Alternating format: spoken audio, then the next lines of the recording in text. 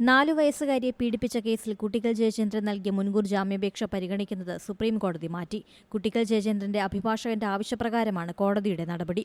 ഇടക്കാല സംരക്ഷണം മറ്റന്നാൾ വരെ നീട്ടിയിട്ടുണ്ട്. ഹർജി ബുധനാഴ്ചയാണ് പരിഗണിക്കുക. ജയചന്ദ്രൻ ഇരയെ ഭീഷണിപ്പെടുത്തുന്നുവെന്ന് സർക്കാർ വാദിച്ചു.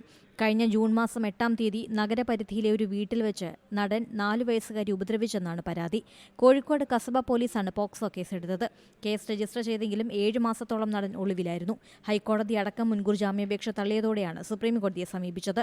ജനുവരി 27-ന് കേസ് പരിഗണിച്ച സുപ്രീംകോടതി മുൻകൂർ ജാമ്യഹർജി തീർപ്പാക്കുന്നതുവരെ നടനെ അറസ്റ്റ് ചെയ്യാൻ പാടില്ലെന്ന് നിർദ്ദേശിച്ചു. കഴിഞ്ഞ തവണ കേസ് പരിഗണിച്ചപ്പോൾ കേസിലെ മെഡിക്കൽ റിപ്പോർട്ട് എങ്ങനെ അവഗണിക്കാനാകുമെന്ന് പ്രതിഭാഗത്തോട് കോടതി ചോദിച്ചിരുന്നു. കുട്ടിക്കൽ ജയചന്ദ്രന് മുൻകൂർ ജാമ്യം അനുവദിക്കുന്നതിനെ എതിർത്തുകൊണ്ട് സംസ്ഥാന സർക്കാർ സമർപ്പിച്ച മെഡിക്കൽ റിപ്പോർട്ട് മുൻനിർത്തിയായിരുന്നു ചോദ്യം. തനിക്കെതിരായ ആരോപണത്തിന് പിന്നിലെ കാരണം കുടുംബത്തിലെ പ്രശ്നങ്ങളാണെന്നായിരുന്നു ജയചന്ദ്രന്റെ വാദം. ഈ വാദമാണ് മെഡിക്കൽ റിപ്പോർട്ട് ഉയർത്തി സർക്കാർ ചോദ്യം ചെയ്തത്.